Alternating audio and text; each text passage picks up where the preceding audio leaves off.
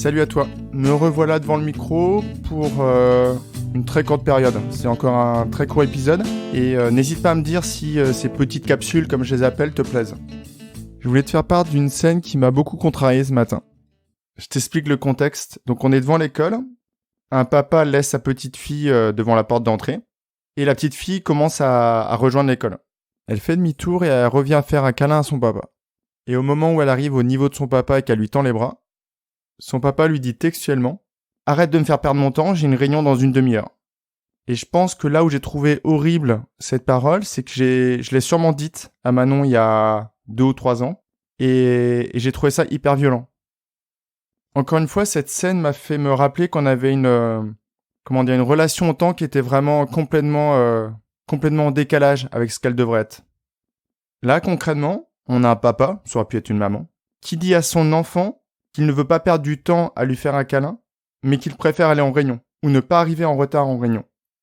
Or, on sait tous, que tu sois cadre, technicien, que dans les réunions, c'est, je crois, l'endroit où on perd le plus de temps. Sur le chemin du retour, cette phrase a vraiment beaucoup résonné en moi, dans un premier temps parce que je pense que je l'ai dite à Manon et ça m'a fait un petit peu de mal.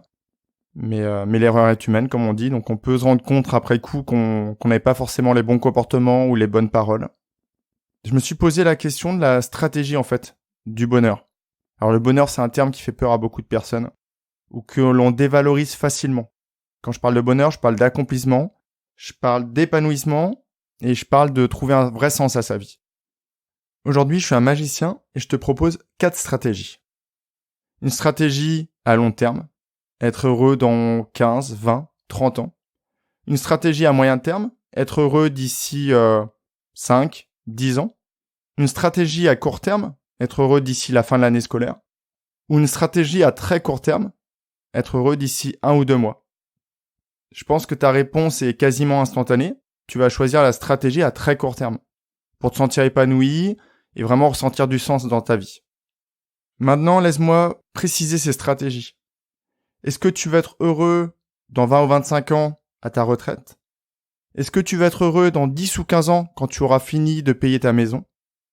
Est-ce que tu vas être heureux en juillet ou en août quand tu pourras enfin aller voir ailleurs, changer d'air, comme on dit, bien respirer ? Ou est-ce que tu vas être heureux d'ici 1 ou 2 mois, voire plus rapidement si tu mets en place les bonnes habitudes et les bons comportements ? Ce que je viens de te raconter, ce sont exactement les mêmes stratégies, avec un petit peu plus de précision. À toi de voir quelle stratégie tu adaptes. Et j'espère que cette petite capsule va te permettre de réfléchir à la manière dont toi tu gères ton temps. Je pense que tu l'as compris, mais je préfère le préciser. Mes paroles n'ont rien de culpabilisante. En tout cas, c'est pas dans cette intention que je l'ai dit.